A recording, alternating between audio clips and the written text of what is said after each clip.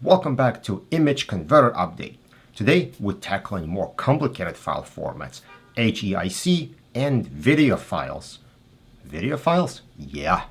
Okay, let me show you. So I started playing with the user interface here, putting some buttons here. They don't work anyway. But I got a comment on the first video, people saying like, hey, we could really use the HEIC support because that's a file format that modern phones use, which is this file format, so HEIC, and sometimes you can't see it on Windows. You can't even get a preview. You need to install something from the App Store. And when researching how to convert this to JPEG programmatically, I found a few issues. Turned out to be there are a lot of copyright issues with it. In fact, some of the bigger API companies who allow you to do image conversion, they said that they're not going to support it because of how complicated it is to license that technology.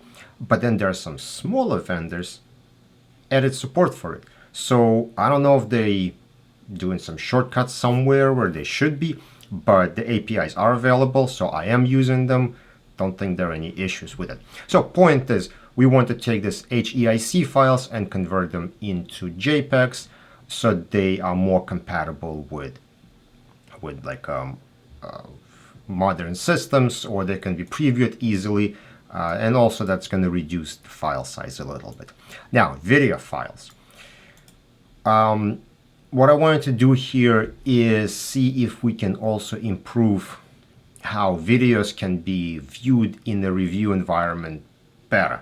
And it's kind of an idea, but here's what I was thinking is we sometimes have issues viewing videos. They create large files, and often we don't even need this to see them. No one wants to watch people's party videos and stuff. That's what most of the stuff on the phone is. What if we could create like a preview of a video, like animated GIF of just a few frames from a video? For the review purpose, that would be sufficient to understand what is inside that file, and then you don't have to open it, you don't have to waste time watching it, you don't have to waste space loading it, unless you're making money on hosting, then sure, load it. So that's kind of what I've been thinking. So let's convert all this into something that's going to be a little bit more efficient. Still gonna use this multi-page images button. Again, this is all kind of a proof of concept stage here. So I'm gonna select all this, say open, and I'm not even gonna select anything. I'm just gonna say start process. And now you're gonna see that our HEIC files getting converted to JPEGs. And if I open them, you can trust me that we have a nice picture of Coney Island here, that this does work.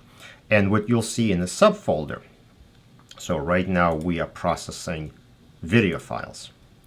And what it's doing right now is it's extracting specific frames into a folder, right? So here it goes with another one, and then generates an animated GIF. So let me see if I can show you what that looks like. So there's me doing some talking. So it basically looks like a slideshow now, but we're able to look at these GIFs and understand that, hey, we got somebody screen recording, we have a person talking, and we don't actually have to play the whole video or even load it to do anything else with it. Okay, so we have one more that's done, and then we have the last one here. So you could see my son skiing. So again, point here is we can convert these files into something that's better for review. For review, we don't need the actual video. We don't need the HEIC with the full resolution and all that. We just need sort of a quick preview to understand what's in there. And then if we're interested, we can always go back and start getting original metadata from the MOV files and figure out when the information was taken, even if that's relevant, because like I said, most of this stuff isn't relevant, and the goal is to kind of fly through it as quickly as possible so you're not wasting time. All right, so that's kind of what I added here. Still not a proper application, just kind of slapped together. But the problem now, as you saw, when we were handling these video files, this was taking too long to do. So what I believe the next thing for me is going to be to make this application multi-threaded. So I'm gonna go work on that, and I'll show you how it looks when I'm done. Thank you for checking out this update of Image Converter, and I will see you on another update.